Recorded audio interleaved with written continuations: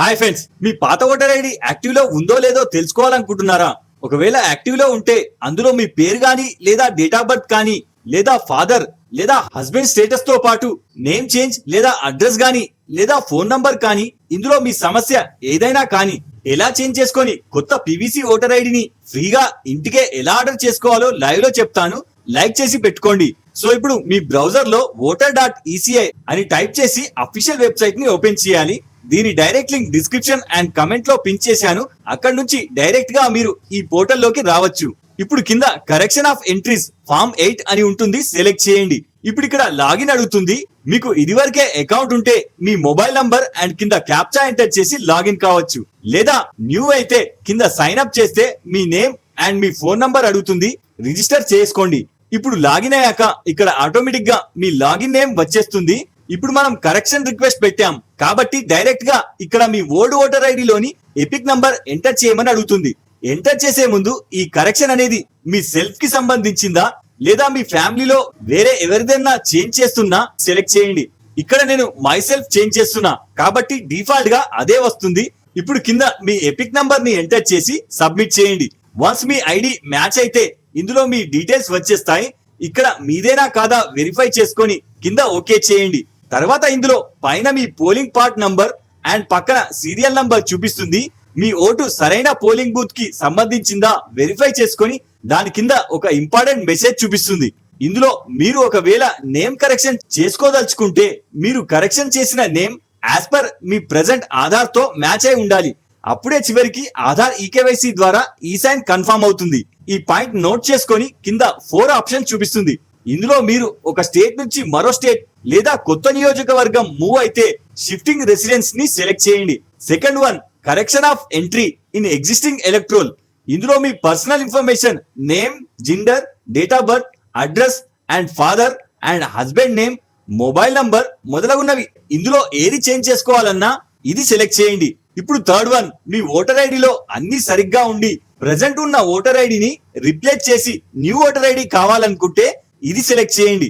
ఇప్పుడు fourth one మీ physical status లో change అయి డిజేబిలిటీ అయితే ఇది సెలెక్ట్ చేయండి. ఇక్కడ నేను పర్సనల్ డీటెయిల్స్ చేంజ్ చేస్తున్నా కాబట్టి second option correction in existing ని సెలెక్ట్ చేస్తున్నా. కింద ఓకే చేయండి. ఇప్పుడు కరెక్షన్ పేజ్ ఓపెన్ అవుతుంది. ఇందులో టోటల్ 5 స్టేజెస్ లో అప్లికేషన్ ఫిల్ చేయాలి. అందులో మొదటిది అసెంబ్లీ కాన్స్టిట్యున్సీ. ఇందులో మనం చేంజెస్ ఏమీ పెట్టుకోలేదు కాబట్టి కింద నెక్స్ట్ చేయండి. ఇప్పుడు బి డీటెయిల్స్ లో ఇందులో ప్రెసెంట్ మీ ఓటర్ ఐడిలో ఉన్న నేమ్ అండ్ పక్కన ఎపిక్ నంబర్ చూపిస్తుంది. దాని కింద ఆధార్ డీటెయిల్స్ అని ఉంటుంది. ఇందులో చివరికి మీరు ఈ సైన్ ద్వారా ఆధార్ తో మీ ఓటర్ ఐడిని పేపర్లెస్ వెరిఫికేషన్ చేసుకోవాలనుకుంటే విత్ ఆధార్ సెలెక్ట్ చేయండి. లేదా మీరు ఆధార్ డీటెయిల్స్ షేర్ చేయడంలో ఇన్సెక్యూర్ గా ఫీల్ అవుతే ఐఎమ్ నాట్ ఇంట్రెస్టెడ్ ని సెలెక్ట్ చేయండి. ఇక్కడ నేను పేపర్లెస్ వెరిఫికేషన్ చేయాలనుకుంటున్నా కాబట్టి ఆధార్ ని సెలెక్ట్ చేస్తున్నా. ఇప్పుడు కింద ఆధార్ నంబర్ అడుగుతుంది, ఎంటర్ చేయండి. తర్వాత కింద మీ ఓటర్ ఐడికి మొబైల్ నంబర్ లింక్ అడుగుతుంది. ఇక్కడ చివరికి ఈ అప్లికేషన్ చివరిలో ఈ సైన్ పేపర్లెస్ వెరిఫికేషన్ చేయాలంటే మీ ఆధార్ కి లింక్ అయి ఉన్న మొబైల్ నంబర్ నే ఇవ్వండి. లేదా మీ ఇంట్లో ఎవరిదన్నా ఇవ్వాలంటే ఇక్కడ టిక్ పెట్టండి. ఇక్కడ నాకు పేపర్లెస్ వెరిఫికేషన్ కావాలి, అందుకోసం ఇక్కడ సెల్ఫ్ ని సెలెక్ట్ చేస్తున్నా. ఇప్పుడు కింద నంబర్ అడుగుతుంది, ఎంటర్ చేయండి. తర్వాత కింద సేమ్ మెయిల్ ఐడి అడుగుతుంది. మీ ఓటర్ ఐడికి మీ మెయిల్ ఐడి లింక్ చేయాలనుకుంటే ఇక్కడ మీది లేదా మీ రిలేటివ్ ది ఇవ్వచ్చు. ఇది ఆప్షనల్ కాబట్టి నేను వదిలేస్తున్నా. తర్వాత కింద నెక్స్ట్ చేయండి. ఇప్పుడు స్టేజ్ సి లో మనం ఎగ్జిస్టింగ్ ఓటర్ ఐడిలో కరెక్షన్ పెట్టాం కాబట్టి ఇది మాత్రమే ఎనేబుల్ అయి కనిపిస్తుంది. ఇందులో మీరు కింద చూస్తున్న 8 రకాల చేంజెస్ కి సంబంధించి ఒకేసారి ఏవన్నా 4 మాత్రమే చేంజ్ రిక్వెస్ట్ పెట్టుకోవచ్చు. ఇందులో ముఖ్యమైనవి name and date of birth and relative name and address. Present వీటిని నేను సెలెక్ట్ చేస్తున్నా. ఒకవేళ ఇందులో నేను సెలెక్ట్ చేస్తున్న వాటిలో కొన్ని కరెక్ట్ గా ఉండి మిగతావి gender, relation type, photo or mobile వీటిలో ఏవన్నా ఉంటే ఇవి కూడా సెలెక్ట్ చేసుకోవచ్చు. ఇక్కడ ఖచ్చితంగా 4 ఆప్షన్స్ సెలెక్ట్ చేయాలని ఏమీ ఉండదు.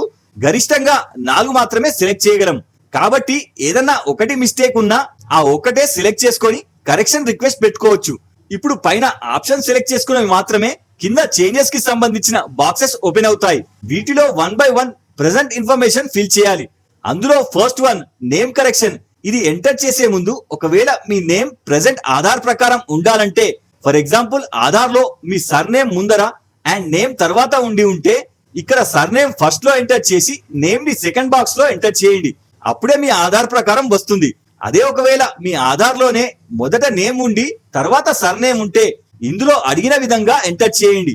కానీ మొత్తానికి ఇక్కడ మీకు మీ ప్రెసెంట్ ఆధార్ నేమ్ తో మ్యాచ్ చేయాల్సి వస్తుంది.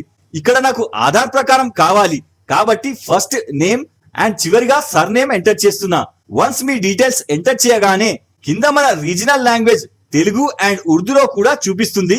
కరెక్ట్ స్పెల్లింగ్ చెక్ చేసుకోండి. ఇప్పుడు ఇక్కడ మీరు చూడొచ్చు, మీరు నేమ్ ని ఎంటర్ చేయగానే మీ ఓటర్ ఐడి కార్డ్ పై ప్రింట్ కాబోతున్న న్యూ నేమ్ ఇక్కడ చూపిస్తుంది. ఇది మీ ఆధార్ తో టాలీ అవుతుందా చెక్ చేసుకొని వన్ సేమ్ అయితే ఇక్కడ ఎస్ చేయండి, లేదా రివర్స్ మోడ్ లో ఉంటే నో ని సెలెక్ట్ చేసి మళ్ళీ ఎంటర్ చేయండి. ఇక్కడ నా నేమ్ సేమ్ ఉంది కాబట్టి ఎస్ చేస్తున్నా. తర్వాత పక్కన డేట్ ఆఫ్ బర్త్, ఇందులో కూడా మిస్టేక్ ఉంటే మీ న్యూ డేట్ ఆఫ్ బర్త్ ని డేట్, మంత్ అండ్ ఇయర్ లో ఎంటర్ చేయండి, లేదా క్యాలెండర్ ని ఉపయోగించి సెలెక్ట్ చేయండి. తర్వాత కింద రిలేటివ్స్ నేమ్, ఇది ఎక్కువగా మ్యారేజ్ అయిన వారికి వారి తండ్రి నేమ్ కి బదులు హస్బెండ్ నేమ్ చేంజ్ చేయడానికి, లేదా ఫాదర్ నేమ్ లో మిస్టేక్ ఉన్న వారికి ఇక్కడ మీ న్యూ రిలేటివ్ నేమ్ ని ఎంటర్ చేసి చేంజ్ చేసుకోవచ్చు. కానీ ఈ ఆప్షన్ సెలెక్ట్ చేసే ముందు పైన రిలేషన్ టైప్ ని కూడా సెలెక్ట్ చేసి ఫాదర్ ని హస్బెండ్ స్టేటస్ లో చేంజ్ చేయాల్సి వస్తుంది. ఇది మీ ఆధార్ తో మ్యాచ్ అవ్వాల్సిన అవసరం లేదు కాబట్టి ఇక్కడ ఎలాగైనా ఎంటర్ చేయవచ్చు. ఇక్కడ నాకు ఆధార్ ప్రకారం కావాలి కాబట్టి డైరెక్ట్ రిలేటివ్ నేమ్ లోనే సర్నేమ్ అండ్ నేమ్ ని ఎంటర్ చేస్తున్నా. ఇప్పుడు ఇది కూడా మీ ఓటర్ ఐడి కార్డ్ పై ఎలా ప్రింట్ అవుతుందో చూపిస్తుంది. ఓకే ఉంటే ఎస్, లేదా చేంజ్ ఉంటే నో సెలెక్ట్ చేసి కరెక్షన్ చేసుకోవచ్చు. తర్వాత పక్కన అడ్రస్, ఇందులో మీరు మీ ఓల్డ్ అడ్రస్ నుంచి న్యూ అడ్రస్ కి షిఫ్ట్ అయినట్లయితే ఇది సెలెక్ట్ చేసి చేంజ్ చేసుకోవచ్చు. ఇందులో ఇక్కడ మీ హౌస్ నంబర్ అండ్ ఇక్కడ మీ ఏరియా అండ్ స్ట్రీట్ ని ఎంటర్ చేసి పక్కన విలేజ్ ఆర్ టౌన్ ని ఎంటర్ చేయండి. దాని పక్కన మీ నియర్ బై పోస్ట్ ఆఫీస్ ఏ ఏరియాలో ఉందో ఎంటర్ చేయండి. ఒకవేళ మీకు తెలియకుంటే మీ కాలనీ లేదా విలేజ్ పేరు ఎంటర్ చేయండి. తర్వాత కింద పిన్ కోడ్ ఎంటర్ చేసి పక్కన మీ తాలూకా మండల్ ని ఎంటర్ చేయండి. ఇప్పుడు పక్కన మీ స్టేట్ ఆటోమేటిక్ గా వచ్చేస్తుంది. తర్వాత కింద పైన మీరు చేంజెస్ పెట్టుకున్న వాటిని మాత్రమే ప్రూఫ్స్ అడుగుతుంది. ఇక్కడ నేను 4కి పెట్టాను కాబట్టి 4 డాక్యుమెంట్స్ అడుగుతుంది. ఒకవేళ మీరు ఏదన్నా ఒకటే చేంజెస్ పెట్టుకుంటే దానికి సంబంధించింది ఒకటే ప్రూఫ్ అడుగుతుంది. So first name change proof కోసం ఇక్కడ 12 రకాల డాక్యుమెంట్స్ చూపిస్తుంది. వీటిలో birth certificate, PAN card, driving licence, passport and Aadhaar. ఇందులో మీది ఏది మ్యాచ్ అయితే దానిని ఇక్కడ సెలెక్ట్ చేసుకోవచ్చు. ఒకవేళ ఇందులో మీ దగ్గర ఏదీ లేకుంటే చివరగా ఉన్న ఎనీ అదర్ డాక్యుమెంట్ ని సెలెక్ట్ చేసి ఈ డాక్యుమెంట్ ఇక్కడ ఏ రకానికి చెందిందో ఎంటర్ చేసి అప్లోడ్ చేయవచ్చు. ఇక్కడ నేను ఆధార్ ప్రకారం చేంజ్ చేస్తున్నా కాబట్టి ఆధార్ ని సెలెక్ట్ చేస్తున్నా. ఇక్కడ మీరు అప్లోడ్ చేస్తున్న డాక్యుమెంట్ జేపీజీ లేదా పీడిఎఫ్ లో మాక్సిమం 2 MB లోపు సైజ్ ఉండాలి. తర్వాత ఇదే విధంగా మీ డేట్ ఆఫ్ బర్త్ కి కానీ, రిలేటివ్ నేమ్ కి కానీ అండ్ అడ్రస్ కి కానీ మరే ఇతర చేంజెస్ కి రిక్వెస్ట్ పెట్టుకున్న ఈ 12 రకాల డాక్యుమెంట్స్ లోనే మీకు ఏదన్నా అప్లోడ్ చేయవచ్చు.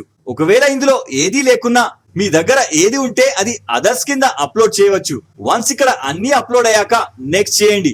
ఇప్పుడు నెక్స్ట్ స్టేజ్ డి, ఇందులో జస్ట్ మీ ప్రెసెంట్ నేటివ్ డిస్ట్రిక్ట్ నేమ్ ని ఎంటర్ చేసి కింద నెక్స్ట్ చేయండి.